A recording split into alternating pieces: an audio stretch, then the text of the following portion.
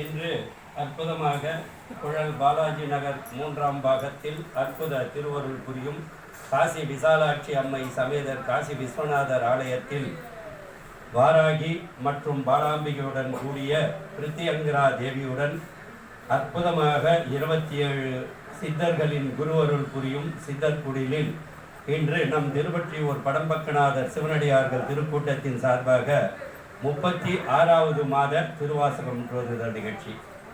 இந்த ஆண்டில் நம் குழுவின் 192வது திருவாசகம் முற்றுவதுதல் நிகழ்ச்சி. இந்த நிகழ்ச்சியில் இப்போ நேற்றுக்கு ஆரம்பித்தோம். அடுத்த சனிக்கிழமை வரைக்கும் 9 முற்றுவதில் இருக்குது. தொடர்ந்து முற்றுவதில் 9 நாளைக்கு நேற்றுக்கு ஆரம்பித்தோம்.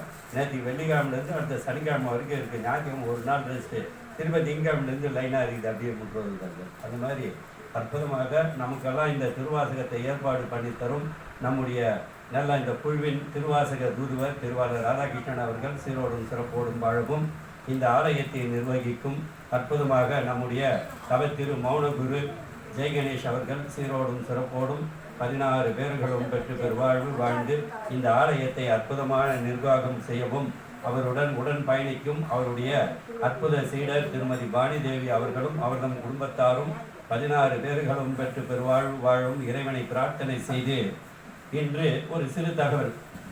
நாம் இப்போ காலையில் என்ன சுந்தரர் தேவாரம் பாடினோம், திருமழப்பாடி. அந்த மழைப்பாடியை பற்றி காலையில் மொத்தமாக 3 பேரோ 4 பேரோ தான் இருந்தாங்க. அதனால தான் சாயங்காலம் சொல்கிறேன் அப்படின்னா அற்புதமாக நீ போகாத இடமே கிடையாது ஐயா. ஆமாம், திருவையாறு பக்கத்தில் அரியலூர் மாவட்டத்தில் அற்புதமாக திருமழப்பாடி. அதாவது என்னன்னா இறைவன் மழுவேந்தி நடனம் ஆடிய இடமா அந்த இடம், அதனால மழுபாடின்னு பேர் அது. அதே மாதிரி மழவர்கள் வாழ்ந்த அந்த மழவர்கள் வாழ்கின்ற படை வீடு அது, மழவர்களுடைய படைகள் தங்கியிருந்த இடமா, அதனால மழபாடின்னு வந்துதான். இறைவன் மழுவேந்தி நடனமாடிய இடமா, அதனால மழுவாடின்னு பேர் அந்த ஊருக்கு. அந்த மாதிரி ஒரு அற்புத திருத்தலம் அது. அதாவது என்னன்னா இப்போ நம்ம பிரம்மலோகம்னு சொல்றோம். பிரம்மலோகத்துக்கு இன்னொரு பேர் இருக்கு, யாருக்கே தெரியுமா? பிரம்மலோகத்துக்கு இன்னொரு பெயர் உண்டு, சத்தியலோகம். வெரி குட், 2 பேருக்கும் வாழ்த்துக்கள். சத்தியலோகம்னு பேரு. சத்தியலோகத்துல இப்ப பிரம்மாவுக்கு முதல்ல எத்தனை தலை இருந்தது தெரியுமா?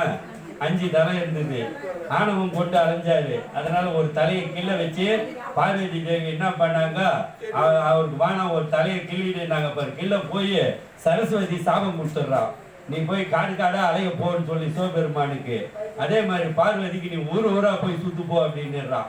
அப்படி மாதிரி சுத்தின்னு வந்து கடைசியா வந்து எங்க வந்து சேர்றாங்கன்னு சொன்னமாக்கா நம்ம அங்காள பரமேஸ்வரர் இருக்கு பாரு, திண்டிவனம் பக்கத்துல. என்ன இடம் சொல்லுங்க பார்க்கலாம்? செஞ்சிலிருந்து மேல்மலையின் ஊர்ல வந்துதான் அந்த நிகழ்வு முடிந்து அதுக்கப்புறம் தான் நம்ம அந்த அமாவாசையை பொருட்டு அந்த கதை தனியா வரும். அது சொல்ல போனா நிறைய வரும். அதனால அதை சுருக்கமா சொல்றேன். பார்வதி தேவி தான் அங்காள பரமேஸ்வரி. அந்த மாதிரி ஒரு தலையை பொய்த பிற்பாடு என்ன பண்றாருன்னா கடைசியான அந்த தகவலை மட்டும் சொல்றேன். இவர் அப்படியே கையில வச்சுக்கிறாரு அந்த ஓடு, பிரம்மானுடைய மண்ட ஓடு. என்ன உணவு வாங்கினாலும் அதுவே சாப்பிட்டு இவரால் ஒன்றுமே பண்ண முடியாம ஒரு மாதிரி பித்து பிடிச்ச மாதிரி தெரிகிறாரு. தலையை கெழுதனுடைய தோஷம் அவருக்கு, பிரம்மஹத்தி தோஷம்னு பேரு. பிரம்மாவனுடைய தலையை கெழுனதுனால பிரம்மஹத்தி தோஷம். யாரையாவது தெரியாம நாம கொண்டுட்டமாகாலும் அந்த தோஷம் நம்மளுக்கு வந்து தாக்கிடும். அந்த தோஷத்துக்கு பேரு பிரம்மஹத்தி தோஷம் பேர் வச்சிருக்காங்க. ஏன்னா பிரம்மாவனுடைய தலையை கிள்ளி சிவபெருமான் அனுபவிச்ச தோஷம் பிரம்மஹத்தி தோஷம்னு பேர் இருக்கு. அப்போ மகாவிஷ்ணு சொல்றாரு, அம்மா நீ அறுசுவை உணவை உருட்டி பெரிய பெரிய உருண்டையா ஒரு 3 உருண்டை உருட்டு, முதல் உருண்டையை எடுத்து கொடு, அந்த கபாலை வாங்கி சாப்பிட்டுடும். 2வது உருண்டையை எடுத்து கொடு, அது வாங்கி சாப்பிட்டுடும். நாக்கில் நீர் ஊறா அடுத்த உருண்டைக்கு ரெடியா பார்த்துட்டு இருக்கோம். அப்படியே அதுகிட்ட காட்டுற மாதிரி காட்டி அந்த உருண்டையை தூக்கி கீழே போடு. கீழே போட்டோன்னா அந்த கபாலம் கையில் விட்டு கீழே இறங்கும். அப்படியே போட்டு அழுத்திக்கின்றார். யாரு? மகாவிஷ்ணு இந்த ஐடியாவை கொடுக்குறாரு. மேல்மலையனூர்ல அதே மாதிரி அறுசுவை உணவை 3 உருண்டை உருட்டி ஒரு உருண்டையை எடுத்து கொடுத்த உடனே கபாலம் தின்னுச்சு. 2வது உருண்டையை எடுத்து கொடுத்த உடனே தின்னுச்சு. 3வது உருண்டை அப்படி கொடுக்குற மாதிரி கொடுத்து கீழே போடுவாங்க. அது டபால்னு கையை விட்டு கீழே இறங்கும். அப்படியே காலில் போட்டு முயற்சிப்பாங்க பார்வதி தேவி. அங்காள பரமேஸ்வரர் கால் கீழே பார்த்தீங்கன்னா அந்த இவர் கையில இருந்து விழுந்த கபாலம் இருக்கும். அதை மாதிரி பண்றதுனால தான் இப்போ வந்து மகா சிவராத்திரி அன்னைக்கு என்ன பண்றான், எல்லாரும் மயான கொள்ளைன்னு நடத்துறான். இதுக்கு பேர் தான் மயான கொள்ளைன்னு பேர், வேற ஒன்றும் இல்லை.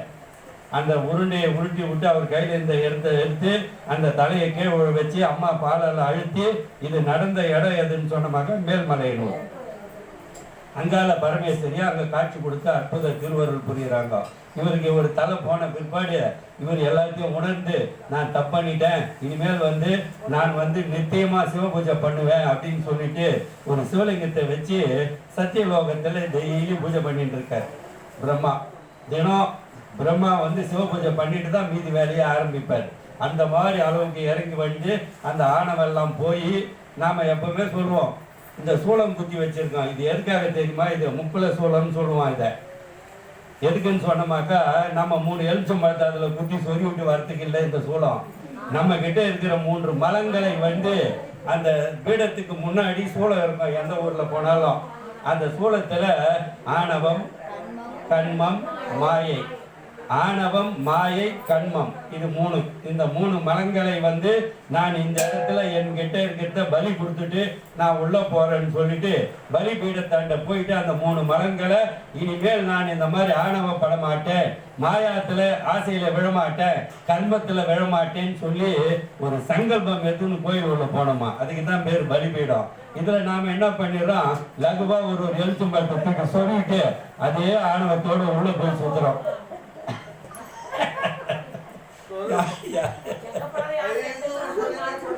அசால்ட்டு ஆளுக்கு ஒரு எழுத்து மரத்தை சொல்லிட்டு போயிடுறோம். நம்முடைய ஆணவ மலத்தையும் மாயா மலத்தையும் கர்ம மலத்தையும் அதில் சொருவிட்டு இனிமேல் நான் அந்த மலங்களில் இருந்து விடுபட்டு என்னை நல்லவனாக வாழவே இறைவான்னு சொல்லி பிரார்த்தனை பண்ணின்னு உள்ள போனோமா. அப்போ பிரம்மா என்ன பண்றாரு, நித்திய சிவ பூஜை பண்றாரு சத்தியலோகத்துல. இது ஒரு நாள் இவர் பூஜை பண்ணிட்டு போனார் பாரு. அங்க வந்து என்ன பண்ண, நம்ம குபேரங்கிட்ட ஒரு மிருகம் ஒன்று இருக்கு. அந்த மிருகத்துக்கு பேரு புருஷா மிருகம்னு பேரு. யாராவது கேள்விப்பட்டிருக்கீங்களா புருஷா மிருகம்னா? அப்ப உனக்கு தெரியுமா? தெரியாது. சரி, அதாவது என்னன்னா முகம் மட்டும் மனித முகமா இருக்கும், உடம்பு ஃபுல்லா சிங்க மாதிரியா இருக்கும்.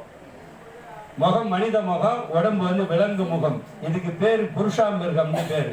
குபேரங்கிட்ட இருக்குது அந்த மிருகம். எல்லா கோயில்களில் போனீங்களா அந்த சிற்பம் வடிச்சு வச்சிருப்பாங்க. யாழின்னு ஒரு சிற்பம் இருக்கும், இந்த புருஷா மிருகங்கிற ஒரு சிற்பம் இருக்கும். அப்ப இந்த புருஷா மிருகம் என்ன பண்ணிட்டு பிரம்மா பூஜை பண்றாரு பாரு, அந்த சிவலிங்கத்தை தூக்கின்னு ஓடியாந்துருச்சு சத்தியலோகத்திலிருந்து. எடுத்துன்னு வந்து இந்த ஊர் எத்தாந்தாரு. அது வரைக்கும் என்ன பண்ணிட்டாரு, எத்தாந்து நேராக இந்த மழைப்பாடிக்கு வந்தாரு. இந்த இடம் அப்படியே சோலைகள் நிறைந்து அப்படியே ஜிலு ஜிலு ஜிலு ஜிலுன்னு இருக்குது. நேராக எத்தாந்து அந்த இடத்துல இந்த சோழிங்கத்தை பிரதிஷ்டை பண்ணிட்டு இவர் பூஜை பண்ணிட்டு அதை வந்து விட்டு போயிட்டாரு. பிரம்மா வந்து பார்க்குறாரு, அந்த சிவலிங்கத்தையே காணோம். காணன உடனே இவரு உலகம் ஃபுல்லா தேடி வர்றாரு. எங்கடா போச்சு, யாரா எடுத்து போனாங்கிட்ட அவருக்கு புரியல. தேடி தேடி வரும்போது கடைசியா இந்த மழைப்பாடியில கண்டுபிடிக்கிறாரு அந்த சிவலிங்கத்தை. அவ்வளோ நம்ம பூஜை பண்ண சிவலிங்கம் இங்க வந்துட்டுக்குதுன்னு சொல்லி அதை போய் இழுத்து பிடிச்சி சேர்த்து தூக்குறாரு. அவரால் தூக்க முடியல. அது அப்படியே வைரம் மாதிரி என்னமோ சொல்லுவாங்களாம், வஜ்ரம் பாய்ஞ்ச உடம்புடாம்பாங்க யாரையாவது சொல்லும் பொழுது பலசாலிக்க. வஜ்ரம் பாய்ந்த உடம்பு. வஜ்ரம்னா என்ன தெரியுமா? வைரத்துக்கு பேர் தான் வஜ்ரம்னு பேரு. சமஸ்கிருதத்துல வஜ்ரம்னா வைரம்னு பேரு. அப்படியே வஜ்ரம் பாஞ்சா போல வைரமா அப்படியே அழுத்திக்கிட்டு நின்று போச்சான். வைரத்தை எதாலையுமே அறுக்க முடியாது, வைரத்தால மட்டும்தான் வைரத்தை அறுக்க முடியும். இவரு தூக்கி பார்த்துட்டு முடியாம போய் அங்கேயே பூஜை பண்ணிட்டு விட்டுட்டு போயிடுறாரு பிரம்மாவும். அவர் அந்த மாதிரி தூக்க முடியாம பலம் கொண்டு தூக்க முடியாம போனதுனால அவருக்கு பேரு வைரவத்தூன் பெருமான்னு பேரு. வஜ்ர தம்பேஸ்வரர்னு பேர். வடமொழியில சொன்னமாக வஜ்ர தம்பேஸ்வரர்னு பேர் அவருக்கு. பிரம்ம லோகத்தில் இருந்த சிவலிங்கம் தான் அந்த மழைப்பாடியில இப்பவும் இருந்துட்டு இருக்கு. அற்புதமான ஒரு சிவலிங்கம் அது. அந்த இடத்துல சிலாத முனிவர்னு ஒரு முனிவர் வாழ்ந்துட்டு இருக்கார். பேர் என்ன? சிலாத முனிவர். அவருக்கு இறைவன் வந்து புத்திர பாக்கியத்தை கொடுக்கல. அப்போ இறைவனை நோக்கி இந்த வைரவத்துநாதரை நோக்கி தபம் பண்ணி, பகவானே எனக்கு ஒரு வாரிசை கொடுத்தா நல்லா இருக்குமே அப்படின்னு சொல்லி அந்த சிலாத முனிவர் பிரார்த்தனை பண்ணும் பொழுது இறைவன் வந்து அவருக்கு காட்சி கொடுக்குறாரு. காட்சி கொடுத்து, உனக்கு ஒரு குழந்தை வரம் தரேன், அது எப்படின்னு கேட்டமாக நீ கழனியில விழும்பொழுது உனக்கு அந்த இடத்துல கலப்பையில தட்டுப்பட்டு உனக்கு கிடைக்கும். ஆனா அந்த குழந்தை 16 வயசு வரைக்கும் தான் இருக்கும் அப்படின்னு சொல்லி ஒரு வரம் கொடுத்துடுறாரு. கொடுத்த உடனே இவர் என்ன பண்றாரு, ஏர் கலப்பையில நிலத்தை விழும்போது ஒரு பொட்டி தட்டுப்படுது. என்னன்னு போய் திறந்து பார்த்தோமாக்கா அந்த பொட்டி உள்ள 3 கண்ணோடும் 4 கரங்களோடும் ஒரு குழந்தை இருக்குதான். பார்த்த உடனே இவருக்கு ஒரு மாதிரி பயம் வந்துருந்தது. என்னடா இது வித்தியாசமா இருக்குது, 3 கண்ணு 4 கரங்கள் இருந்தா அப்படியே பொட்டியும் மூட்டாரு. மூட்டை சிவசிவா சிவசிவா என்ன இதுன்னு சொல்லி திரும்ப பொட்டியை தந்தார். பேரு சாதாரண குழந்தை மாதிரியா இருக்குது, நம்மள மாதிரியா குழந்தை ஆயிடுச்சு. அது மாறிடுச்சு. இறைவன் கருணையினால 3 கண்களோடு 4 கரங்களோட கிடைத்த குழந்தை அந்த குழந்தை. அதுக்கு ஜபேசர்னு பேர் வச்சு வளர்க்கிறாரு. வளர்த்து புதிய எல்லா விதைகளெல்லாம் கற்றுக் கொடுத்து அற்புதமாக 14 வயசு வந்த உடனே அப்போ அந்த பையன்கிட்ட சொல்ற, ஜபேசா உனக்கு இறைவன் திருவருளால நீ எனக்கு பிறந்த இன்னும் 2 வருஷத்துல நீ மாண்டுடுவ அப்படின்னு சொன்ன உடனே இந்த பையன் அப்படியா சரின்னு சொல்லிட்டு இவன் தான் எல்லா வித்தைகளும் தெரிஞ்சிருக்கானே, நேரா போய் திருவையாறுல போயிட்டு திருவையாறுல இருக்க சிவபெருமானை நோக்கி கடுமையான தவம் புரிகிறான். அப்படியே ஒரு மாசம் ஆச்சு, 2 மாசம் ஆச்சு, 3 மாசம் ஆச்சு, 4 மாசம் ஆச்சு, 1 வருஷம் ஆச்சு, 1.5 வருஷம் ஆச்சு. கடுமையான தவம் இந்த ஜபேசர். தவம் புரிஞ்ச உடனே அப்பா ஐயாரப்பர் அவருக்கு காட்சி கொடுக்குறாரு. காட்சி கொடுத்து, அப்பா நீ போ நல்லா இருப்ப, அதுக்கப்புறம் உனக்கு ஒரு இது பண்ணி அற்புதமான ஒரு வாழ்வை தர அப்படின்னு சொல்லி அனுப்புற பிற்பாடு அதுக்கப்புறம் என்ன பண்றாரு, இவர் அங்கேருந்து வராரு திரும்ப மழபாடிக்கு. வந்த உடனே மழபாடியில் அந்த ஊர்ல பிறந்த ஒரு பெண்ணை பார்த்து அவருக்கு கல்யாணம் பண்றாங்க. இந்த ஜபேசருக்கு கல்யாணம் பண்ண உடனே அதுக்கப்புறம் இறைவன் கிட்ட போய் திரும்பியும் தவம் செய்கிறாரு. தவம் செஞ்ச உடனே அவருக்கு என்ன பண்றாருன்னா, அதாவது மரணமில்லா பெருவாழ்வை கொடுக்குறாரு இறைவன். கொடுத்து என்னுடைய பூதகணங்களுக்கெல்லாம் தலைவனா நீ இரு, அதே மாதிரி தேவலோகத்துல கைலாயத்துல வாயில் காப்போன் நீ தான், உன்னை கேட்டுருந்தா யாரும் உள்ள வரணும் அப்படிங்கிற பட்டத்தை கொடுத்து நந்தியம் பெருமான் அப்படிங்கிற பட்டத்தையும் கொடுக்குறாரு. அந்த இடத்துலதான் அவருக்கு அந்த மாதிரி நந்தியம் பெருமானுக்கு சுயசாம்பிகை அப்படிங்கிற ஒரு பெண்ணை அந்த ஊர்ல திருமணம் பண்ணி வைக்கிறாங்க. யார் பண்ணி வைக்கிறது? ஐயாரப்பர் பண்ணி வைக்கிறாரு அற்புதமாக. அப்போ அவர் என்ன பண்றாரு, இந்த திருமணத்துக்கு ஒரே இடத்துல ஒரு ஆளா பண்ணக்கூடாது இல்ல, அங்கிருந்து என்ன பண்றாரு, நேர திருக்கண்டியூருக்கு போறாங்க. யாரு? ஐயாரப்பனும் அறம் வளர்த்த நாயகியும். இவர் அங்க போய் தவம் பண்ணாரு இல்ல, அப்படி போயிட்டு அங்க என்ன சொல்றாரு, திருக்கண்டியூர்ல போயிட்டு நான் இந்த மாதிரி என்னுடைய மகனுக்கு நான் திருமணம் பண்ண போறேன், அவங்களுக்கு உண்டான நகைகள் அனைத்தையும் நீ கொடு அப்படின்னாராம். அவர் கண்டிங்கிற பெரிய ஆபரணத்தை கொடுத்தாராம். அதனாலதான் அந்த ஊருக்கு பேரு கண்டியூர்னு பேர் வந்தது, திருக்கண்டியூர்னு பேரு. தஞ்சாவூர்ல இருந்து ஒரு 10 கிலோமீட்டர் முன்னாடி இருக்கும், திருக்கண்டியூர்னு பேரு. திருக்கண்டியூர்ல போன உடனே அந்த கண்டிங்கிற ஆபரணத்தோட மணமகள் போட்டுறதுக்கு என்னென்ன ஆபரணம் தேவையோ அவளுக்கும் கொடுத்தாராம் அவரு.